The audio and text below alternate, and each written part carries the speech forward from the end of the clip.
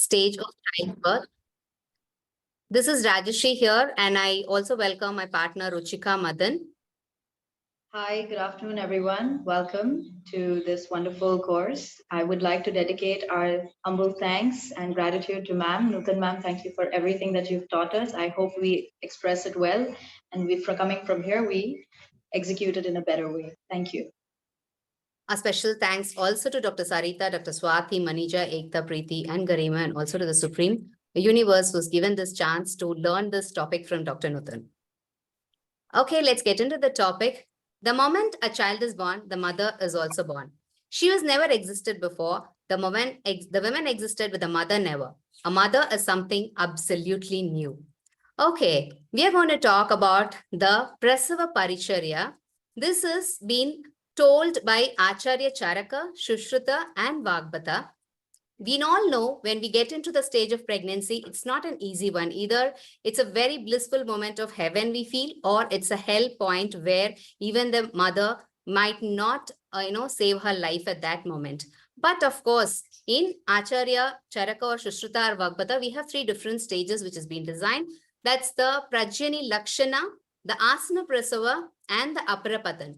In Prajani Lakshana stage, it's like a 2 or 3 days before the actual delivery, the woman is going to, deliver the baby. But there are a lot of symptoms of pain where the low-lying pelvic region is getting more pressure. The thighs are undergoing too much of a pain. And it's normally called as the normal, like a false delivery. And in modern science, we call it as a Braxton Hicks.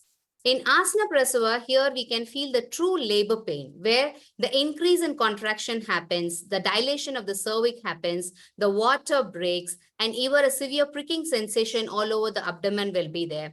And, and that's a phase where the amniotic fluid breaks and the baby comes out through the vagina, the cervix opens, and the baby tries to come through the cephalic position. And the third stage is Aparapatan, where the detachment of the placenta also happens. Ruchika? The other factors that, according to Ayurveda, are explained, the reasons why this whole transition of delivery happens. The first one is Kala Prakarsha, that is the influence of time. Like they say, there's a time for everything, there's a pre-decided time for everything. It just happens at the right time when it's supposed to. The other is Nadi Vibhinda Mukti, means from the Nadi is now wanting Mukti. So it is the umbilical cord, the detachment of the umbilical cord that requires to happen. Then it is the swabhava. This is actually the nature of the creation, that everything has its own time, a prescribed time for everything to be there, to get fertile, to develop, and then also exit. The other is garbha sampurnata. Sampurnata means completion of development of the garb, of the womb. So for sure, when everything is completed, the child has grown, all the things have been taken care, karmendriya, nanendriya, everything is developed with his consciousness. It's time for the child to exit from the mother's womb. Next is Garbha Vairagya. Vairagya means letting go. We all know it according to yoga. It's the natural detachment from the child. So it also teaches us both the paradox of life. There's a part of attachment and also a part of detachment that has to let go.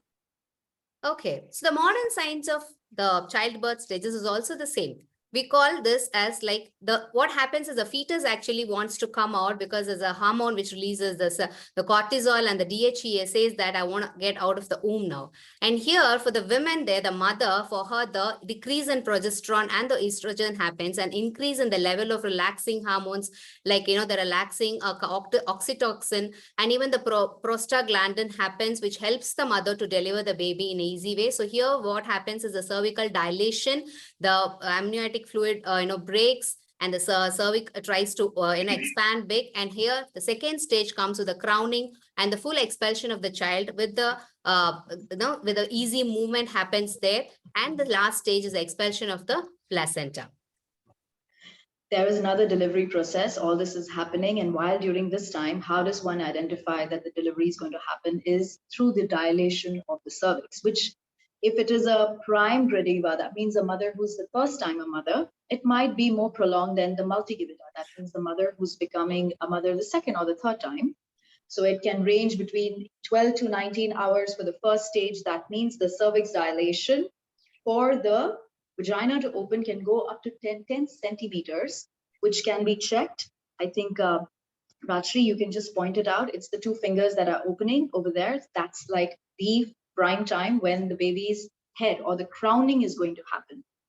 The second of all, the crowning, when it happens, sometimes the head is unable to come out. So there are certain techniques which is used during the delivery process. They use forceps, just like to pull the head out, which could be like a fork or something. The second is a vacuum, which creates the suction on the head and it can pull out the head. And nowadays, the new delivery process, people are really opting out for water birth because the temperature is maintained. The child also feels he's coming out in water. They're also in a water bag inside our tummy. Of course, it must be relaxing the mother and the temperature of the stomach. So the whole process in between can go on from the time the child comes out, and the placenta could be around 30 minutes to 1 hour till the placenta comes out. But the whole duration will vary for a first-timer mother to the second, from 24 hours from the time she has the pain starting. Yeah. Rajshri, you can take over for the next, please. It almost takes 45 days for the mother for the involution of the uterus to happen. And once a baby is out post-delivery, the first thing to be noted down is the APGAR score of the child, where we talk about the appearance, the pulse rate, the grimace, the activity, and the respiratory effort. Most importantly, there are certain things that mother has to keep in mind. That's the 3 Ps that normally it's been talking. The 4th P is being given by Dr. Nutan: the power, the passage, the passenger, and paying attention. Power is nothing but whenever the mother feels a false pain, when there is a severe pain in the pelvis, the only thing that she has to focus or be aware is that she's not going to go into the anxious state or into a stressful state, but she's going to be mindfully working on her body, on her pelvic region, and understand that the passage where the baby is going to deliver is actually focused on, and giving a lot of exercises. And the passenger is nothing but the child, which actually has to cooperate to the mother, putting the heads down to the cephalic position and trying to come out through the vagina in an easy way. So paying attention by the mother and the child is the most important part, where the delivery can happen in a very easy and a very blissful way. The other are there certain practices one can perform in terms of yoga. We can't do a lot of asanas, we all know, so why? We're in pain. But there's one wonderful technique that has just been evoluted now, and it can be practiced as the Lamaze breathing. It is during the contractions. You can facilitate through the power of your breath and work on your contractions. Rajshri can also explain it, and she's going to be showing it. You just take a nice deep inhalation, slow inhalation through your nostrils while you feel the contraction. That's the time you exhale through your mouth. So this is one prime practice during the delivery time one can perform. The other are the cleansing practices, which we can do, called nasya, a kind of a herbal oil which can be put in our nose, and it also cleans the passages. So before delivery, if we do that, our nasal passage is clean. We will be able to inhale, exhale better. Walking, of course, we all know, we see mothers walking just before delivery. A few steps here and there relaxes the hip, and even the baby can come down a little bit to feel mobility. And the Kegel exercises during your pregnancy, these are one of the best ones you can perform to keep your pelvic floor very strong, to keep it strengthened, to reduce the back pain and all of these. Garbhini Asana, we all know the goddess pose, the sumo squat, wide leg squatted position. We all have seen that, and we all do it to strengthen the legs, keep the hips strong and back. These are some which can be done, but during delivery, just the breathing practice. So the basic guidelines are, you need to have to choose a good hospital, know the hospital and the nurse there, and get into the prenatal training and boost your mental well-being of the pregnant women with the family and the husband especially, and preparing your home before the labor and getting your maternity bag ready to deliver. And it is the journey from the soul, from Soham to Aham. Like they say, ma'am had said, Soham is when we are soul, we just have the soul, we haven't identified. Then we come out and we identify. We are like, who the hell am I? What's happening here? We start identifying with things, and we start to realize different aspects of us. But it only increases our aham, that is the ego that we are attached to.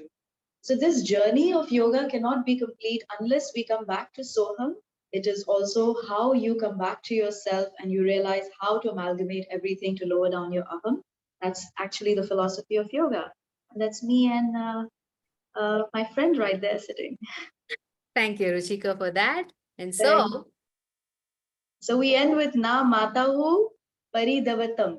I really got this from my friend. It is, there is no God at par with the mother. It's a wonderful time. We are going through these 9 days of goddess power. And there we are superpowers. We shouldn't forget that.